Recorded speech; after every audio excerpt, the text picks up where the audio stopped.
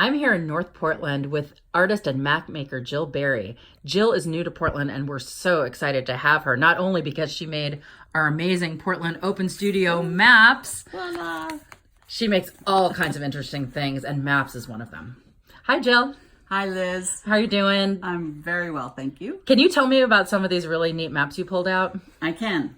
I have a lot of them, so I'm just going to go over a couple.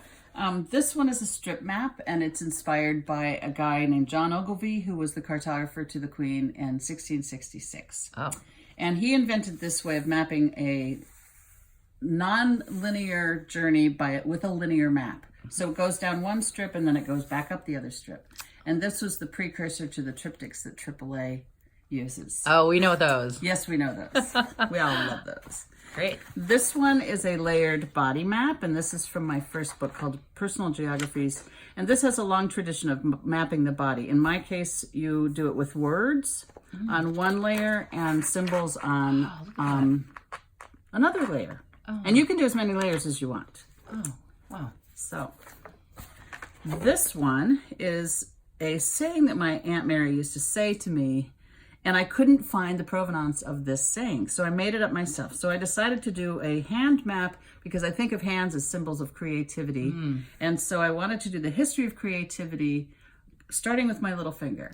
And the first people from my family that I know about were 3 Irish sailor brothers who came from Ireland. And so I have them sailing into my little finger. And that's where the creativity starts. And this is all the whole series of histories of the creative people in my family.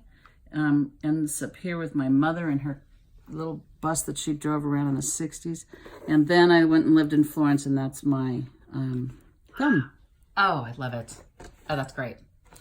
Thank you. This one is a mixed media map of little treasures I had that I just was saving, and they were little gems and jewels, and I thought I would make a map of my ideal place of living, and in this case it's an island. So this is the island of my dreams. And so this is a sun and a compass rod made out of little details, little embellishments that were on a dress that my grandma used to wear. Oh, Yeah. I love that. And I saved them, and I thought I got to do something with them, but I didn't know what. So this is a little salmon because my family's from the Pacific Northwest, and we ate a lot of salmon. And so anyway, these are all just little vintage beads and things that I put together to make my ideal island. It's like all those little things you collect in a drawer, and they're meaningful, but you don't know what to do with them, right? Make a map. We should all It's sort of be my making solution maps. for everything. Make a map. What a great solution. Oh, this is really different, this one. This one is a map of my friend Nancy, who suffered a brain tumor, and it happened very quickly. 1 minute we were dancing, a week later she was in the hospital and hooked to a million machines, and I came back from seeing her the first time filled with sorrow, and I didn't know what to do. And this is one of the greatest things about being an artist, is having a way to deal with that. So I made a map of her head, and because I thought she's still in there. And so what I did was I made places with tape, and this is some of the tape left on there.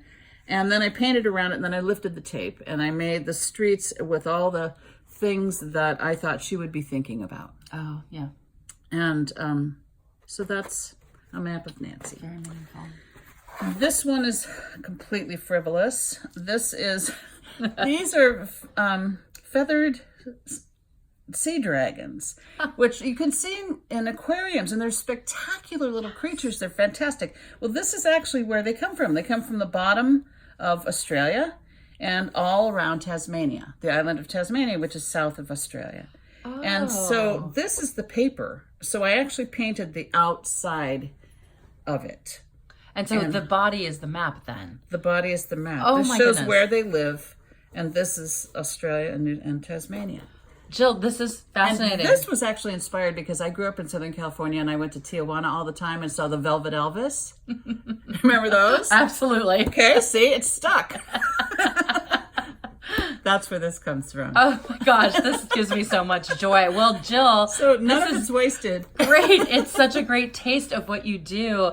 I know people are going to really be in for a treat when they visit you at your St. John studio. And thank you so much for spending time with me today. Absolutely. And for making these great maps.